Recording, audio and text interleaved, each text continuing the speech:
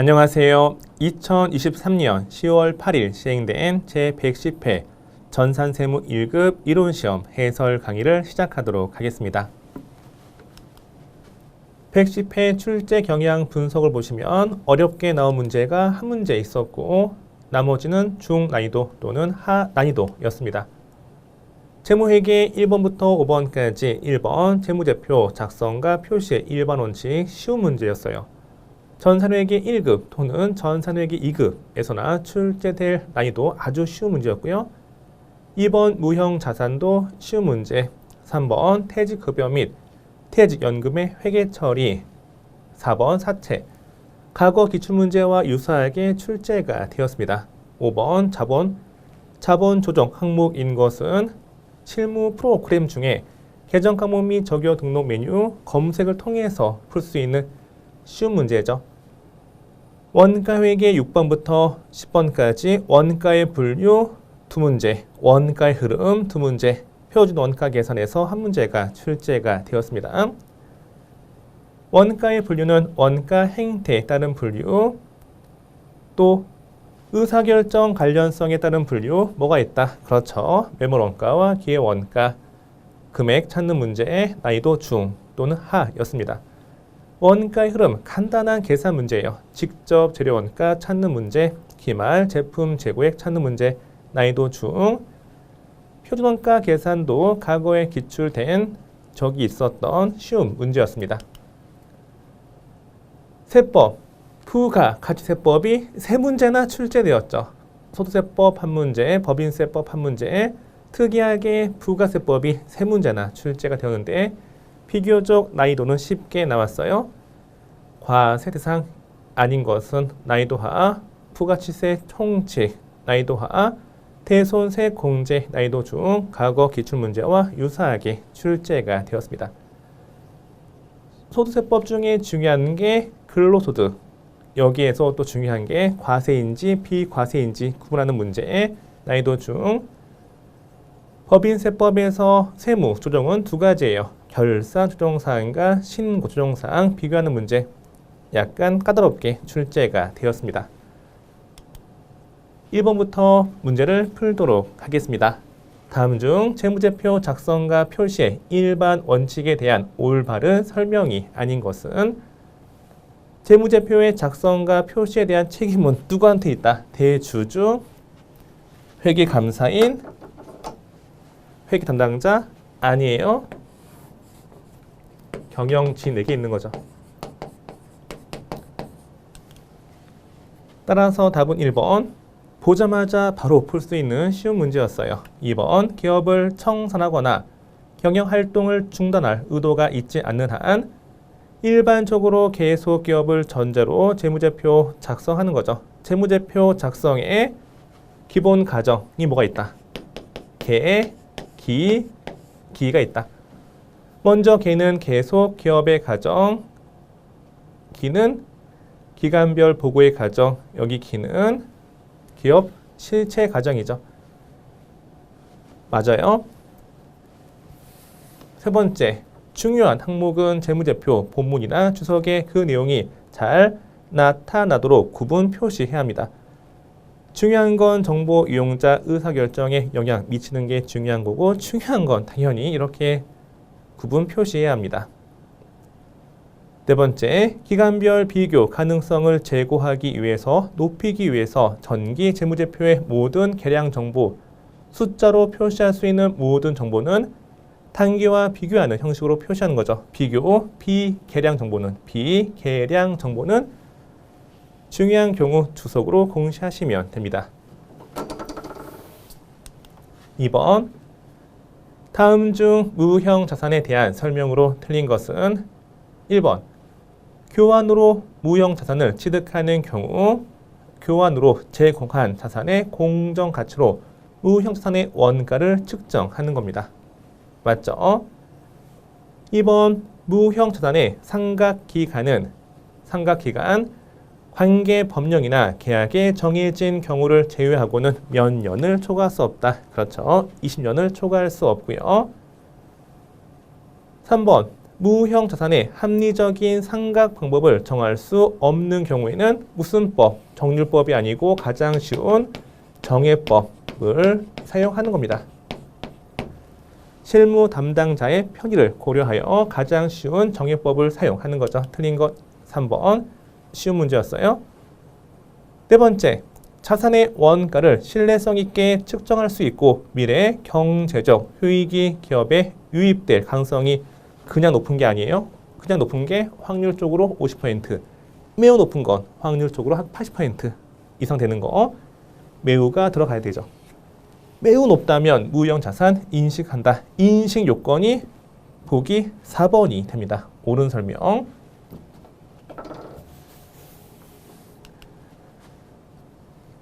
(3번) 다음 중 퇴직급여 및 퇴직연금의 회계 처리에 대한 설명으로 옳은 것은 퇴직연금은 두 가지죠. 시험에 자주 출제가 되고 있습니다. 첫 번째는 확정 급여형이고 두 번째는 확정 기여형. 퇴직연금은 우리 회사 임직원의 퇴직금을 지급하기 위해서 회사 밖에 사후에 금융기관 등에 적립해둔 금액을 의미하죠. 사후에 적립금이 퇴직연금이 됩니다. 그러면 그 납입금에 대한 운용책임을 누가 지느냐에 따라서 이렇게 둘로 구분이 되어지는 거예요. 확정급여형은 회사가 운용책임이 있는 거고 확정기여형은 누가? 그렇죠. 종업원이 운용책임이 있는 겁니다. 그러면 납입금에 대한 개정 과목은 여기는 퇴직연금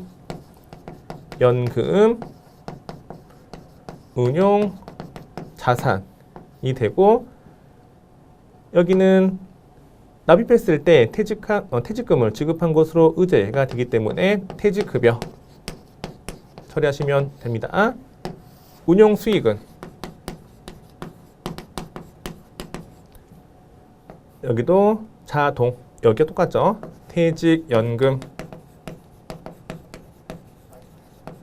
운용자산 처리하고 여기는 회사가 운용수익에 대해서 회계 처리할 때 관련된 개정 과목이 존재하지 않습니다.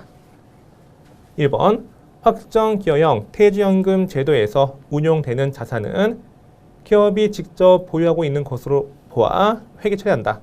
확정기여형이 아니고 뭐다? 그렇죠. 확정급여형. 틀렸죠? 확정급여형 퇴직연금 제도는 퇴직연금 납입 외에 운용수익이 발생하거나 종업원 퇴직 시 회계 처리해야 돼요. 운용수익에 대해서 퇴직연금 운용자산 처리하는 거고 퇴직 시 차변에 퇴직급여 충당금, 대변에 퇴직연금 운용자산 이렇게 회계 처리해야 합니다. 3번 확정기여형 퇴직연금 제도에서는 퇴직급여 충당부채, 퇴직연금 미지급금, 퇴직연금 운용자산 인식하지 않아요. 확정급여형 퇴직연금만 퇴직급여 충당금, 충당부채, 퇴직연금 운용자산 인식하는 거죠. 따라서 옳지 않고요. 4번 확정기여형 퇴직연금에 납부해야 할 기여금은 이미 납부한 기여금을 차감한 후 부채로 인식하는 거죠. 줄 돈인데 주지 않았어. 그러면 당연히 부채로 인식하는 겁니다. 따라서 답은 4번.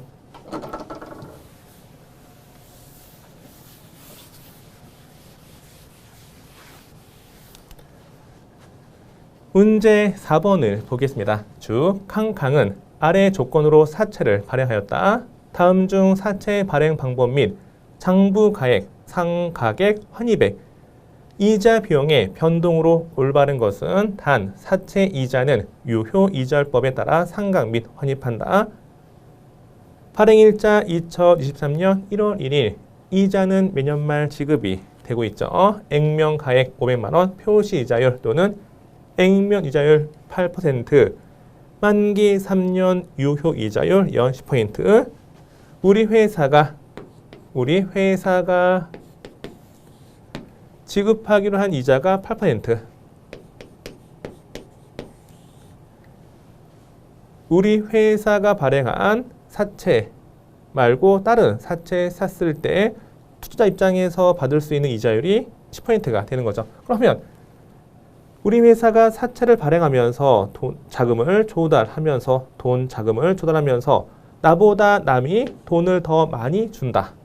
그러면 우리 회사 사채가 안 팔리니까 어떻게 하는 거예요? 싸게 넘기는 거지. 싸게 넘기는 게 바로 할인 발행이 됩니다. 할인 발행. 발행 방법은 할인 발행이죠.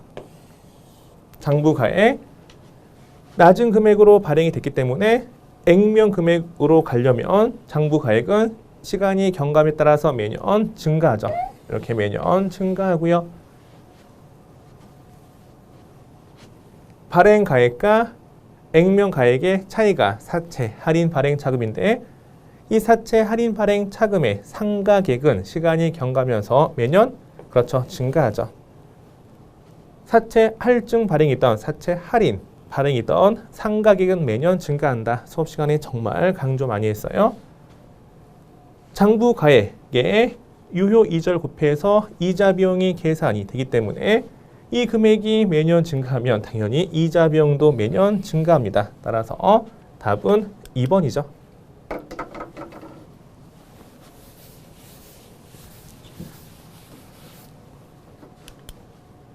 (5번) 문제. 다음 중 자본 조정 항목은 몇 개인가? 감자차손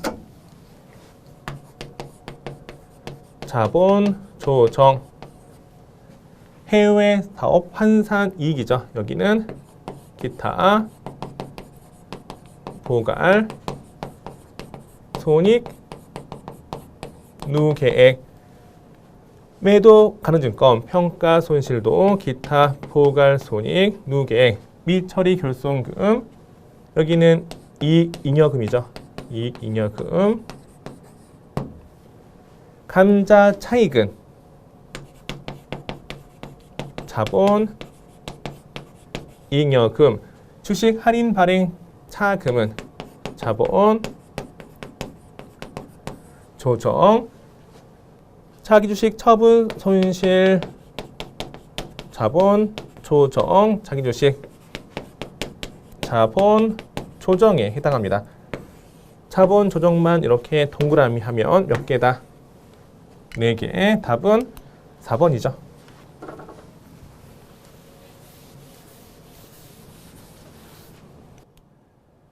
문제 6번을 보겠습니다. 원가 행태에 따른 분류 중에 아래에 그래프가 나타내는 원가로 적절한 것은 조업도가 증가함에 따라서 총원가는 이렇게 증가하죠.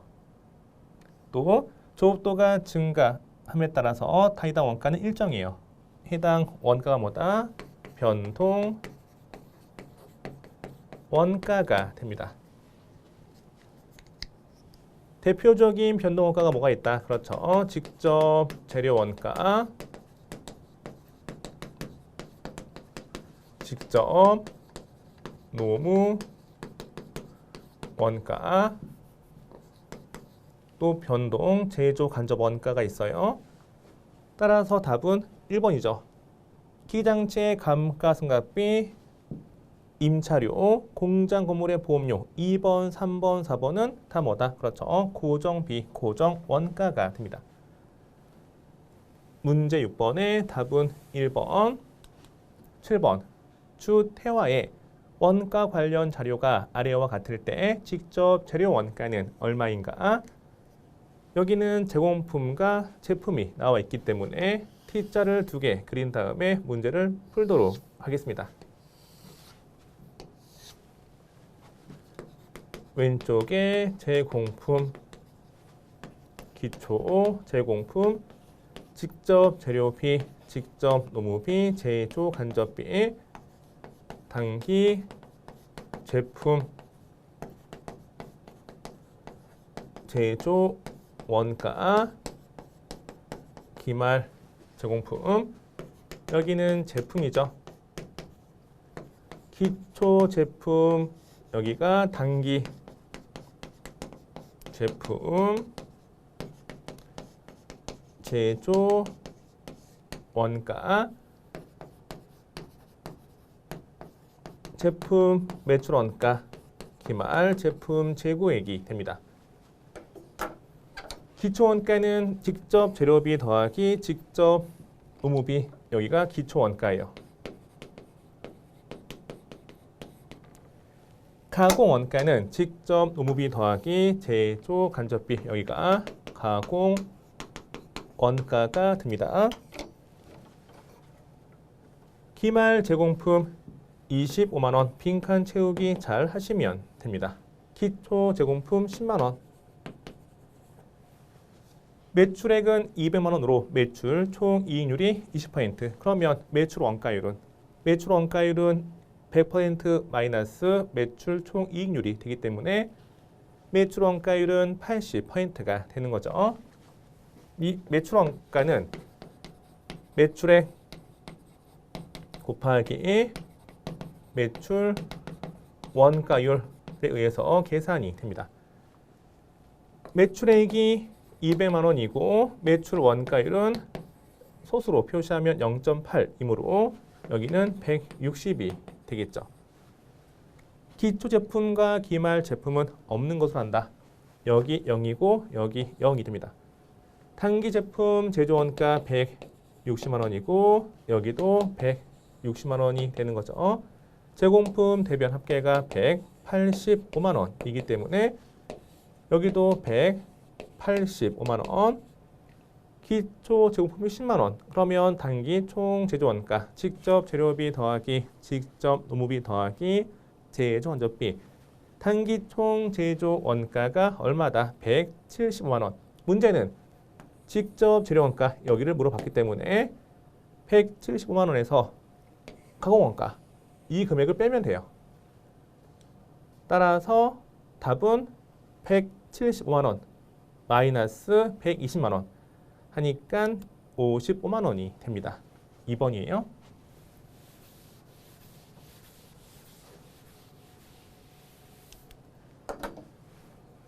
8번 다음의 자료에서 매몰 원가와 최선의 방안 선택에 따른 기회 원가는 얼마인가? 매몰 원가는 현재 의사결정과 무관하게 과거 의사결정으로 이미 쓴 돈을 의미하죠. 이미 매몰된 금액이고 기회 원가는 특정 대안을 선택했기 때문에 포기한 나머지 대안 중에 최선의 금액, 최선의 순 현금 유입액을 의미합니다. 박스 안을 보시면 추 100골은 10년 전에 취득한 기장치 취득가액은 2,500만 원.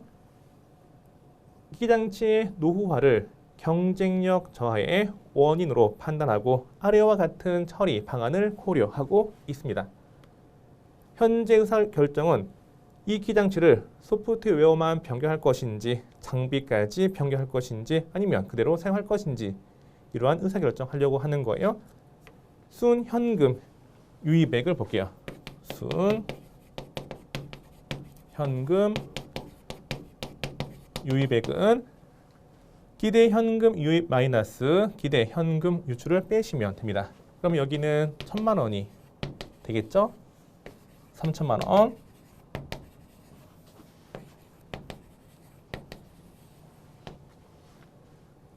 순현금 유입액이 가장 큰 선택을 할 거예요. 그러면 여기가 되는 거죠. 특정 대안을 선택했기 때문에 포기한 나머지 대안 중에 최대 금액 여기가 뭐다? 그렇죠. 기회 원가가 되는 거고 과거 의사결정으로 이미 쓴 돈 이게 매몰 원가가 됩니다. 따라서 답은 3번이 되겠죠.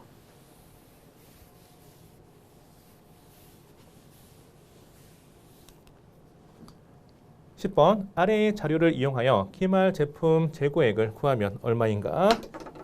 여기도 박스 안에 보시면 제공품과 제품이 나와 있으니까 제공품 T 계정, 제품 T 계정을 이용해서 문제를 푸시면 됩니다.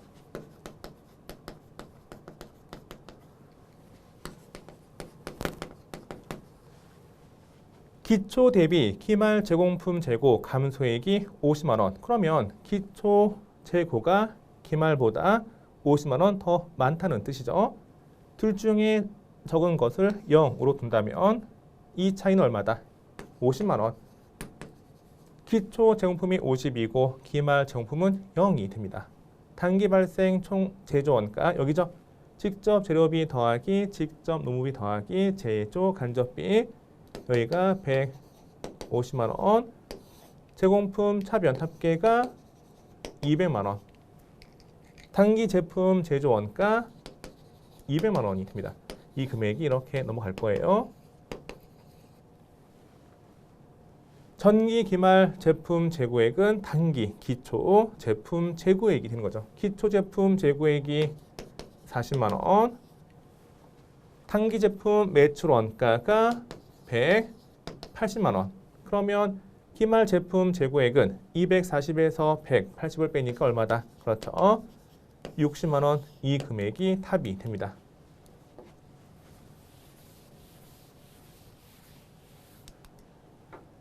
11번 문제를 보겠습니다. 다음 중 부가가치세법상 과세 대상에 해당하는 것은 일반적인 용역의 무상 공급은 과세 제외예요. 맞죠? 반면에 특수관계인에게 사업용 부동산 임대 용역을 무상으로 했다. 그때는 시가로 과세가 되는데 일반적인 용역의 무상 공급은 과세 제외. 2번 사업장별로 그 사업에 관한 모든 권리와 의무를 포괄적으로 승계시키는 것. 사업의 포괄 양도는 과세 제외가 되는 거죠. 과세 관청 입장에서 사업 양도자가 부가세 걷어서 납부하더라도 사업 양수자에게 이 부가세, 과세관청이 받은 부가세 다시 돌려줘야 되기 때문에 국가 입장에서 실익이 없어요. 실익이 없으니까 과세 제외가 되는 겁니다. 세 번째, 자기 사업과 관련하여 자기 생산, 취득한 재화를 비영업용 소형 승용차로 사용하거나 그 유지를 위하여 사용, 소비하는 경우는 간주 공급 중에 여기는 자가 공급에 해당하죠. 비영업용 소형 승용차로의 유지로 전향하는 거 간주 공급이죠. 과세 대상이 됩니다. 따라서 답은 3번이고 네 번째 질권, 저당권 또는 양도, 담보의 목적으로 통산, 부동산 및 부동산 상의 권리를 제공하는 경우 여기는 실제 돈 받고 판 과세 거래가 아니에요. 따라서 과세 대상이 아닌 경우가 됩니다. 11번의 답은 3번이 됩니다. 12번 다음 중 현행 부가가치세법에 대한 설명으로 틀린 것은 1번 부가가치세는 각 사업장마다 신고 및 납부하는 게 원칙이죠. 사업장별 과세 원칙이에요. 2번 부가가치세는 세액 부담을 최종 소비자가 하는 것이 원칙이죠. 맞아요. 간접세이기 때문에 담세자는 최종 소비자가 되는 거고 납세 의무자는 사업자가 됩니다. 3번 사업상 독립적으로 재화를 공급하는 자는 영리이든 비영리이든 납세 의무가 있죠. 영리 여부 불문하고 납세 의무가 있는 겁니다. 1번, 2번, 3번 쉽죠? 4번 과세 대상이 되는 행위 또는 거래 기속이 명의일 뿐이고 사실상 기속되는 자가 따로 있는 경우라 하더라도 명의자가 아니고요. 실질 과세 원칙에 따라서 사실상 기속되는 자에게 부가가치세법을 적용하는 겁니다. 옳지 않은 건 4번.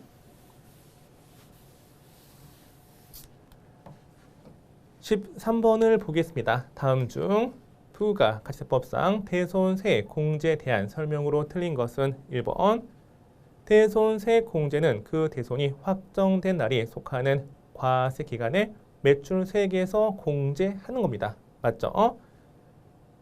두 번째, 대손세액 공제는 예정 신고 시 공제되지 않고 확정 신고 시에만 공제가 됩니다. 3번, 대손세액 공제를 받은 채권의 전부 또는 일부를 회수한 경우 회수한 대손 금액에 관련된 대손세액을 대손이 확정된 날이 속하는 과세기간 매출세액에서 과산하여 더하여 가산하여 수정 신고하는 게 아니에요. 만약에 전기 대손이 발생이 되었어요. 그러면 전기에 대손세액 공제를 받는 거죠. 대손이 확정된 날이 속하는 과세기간 매출세액에서 공제가 되는 거예요. 만약에 단기 대손금을 떼인 돈을 돌려받았다. 그러면 대손금을 회수한 날이 속하는 확정 신고 매출세액에서 다시 가산하는 거예요. 여기.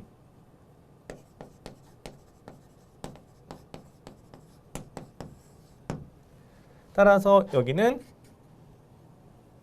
회수한 대손 금액에 관련된 대손세액을 회수일이 속하는 과세 기간의 매출세액에서 더하죠. 또 수정신고, 과거 이미 신고한 부가치세 신고서를 수정해서 신고하는 거 아니에요. 회수일이 속하는 과세 기간 확정 신고 시 매출세액에서 가산이 되어지는 겁니다. 틀린 건 3번이 됩니다. 4번, 대손이 확정된 날이 속하는 과세 기간에 확정 신고 시 공제를 받지 못한 경우 경정 청구 통하여 공제받을 수 있다. 나중에 부가치세 신고서를 이제 다시 작성하면서 돈을 돌려다오라고 신고하는 게 경정 청구예요. 경정 청구 통해서 공제받는 거 가능합니다.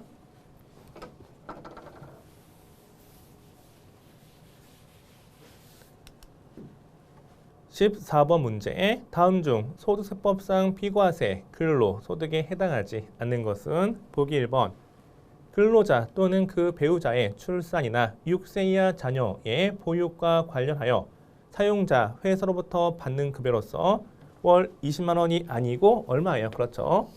월 10만 원이죠. 틀린 건 1번, 쉬운 문제였습니다. 2023년 개정세법에 따라서 식대 비과세는 월 10만 원이 아니고 월 20만 원이 되었죠. 2번, 식사, 기타, 음식물을 제공받지 않는 근로자가 받는 월 20만 원 이하 식사대 비과세, 근로자가 천재지변이나 그 밖의 재해로 인하여 받는 급여 비과세. 네 번째, 국민건강보험법, 고용보험법 또는 노인장기요양보험법에 따라 국가, 지자체 또는 회사가 부담하는 보험료 당연히 비과세, 근로자 입장에서 비과세가 됩니다.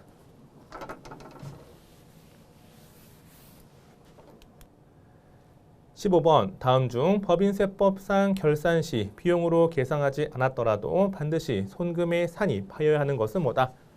세무 조정은 크게 두 가지로 구분이 됩니다. 신고 조정 사항과 결산 조정 사항이 있습니다. 결산 조정 사항은 장부상, 결산서상 비용으로 계상해야만 법인세법상 손금으로 인정이 되는 거죠. 신고 조정 사항은 결산 시 비용으로 계상하든 계상하지 않든 반드시 손금에 산입하는 게 바로 신고 조정 사항이 되어지는 거예요. 신고조정사항은 몇 번? 그렇죠. 2번. 업무용 승용차의 감가상각비. 법인세법에 따르면 업무용 승용차는 감가상각 방법이 정액법이고 내용연수 5년 동안 강제 상각을 해야 합니다. 따라서 장부상 비용으로 계상하지 않더라도 장부상 감가상각비 하지 않더라도 법인세법상 손금 산입해야 돼요. 답은 2번이고요. 나머지 대손 충당금 부도 발생으로부터 6개월 이상 지난 법에 정해진 재고자산 평가 손실은 결사 조정 사항이 되는 거죠. 1번, 3번, 4번은 장부상 비용으로 회계 처리해야지만 법인세법상 손금이 인정되는 거예요. 그러면 1번, 3번, 4번은 장부상 비용 처리하지 않으면 그러면 반드시 손금 산입하는 게 아닌 거죠. 15번의 답은 2번이 됩니다. 이번 시간은 제110회 전산세무 1급 이론시험 해설 강의였습니다. 감사합니다.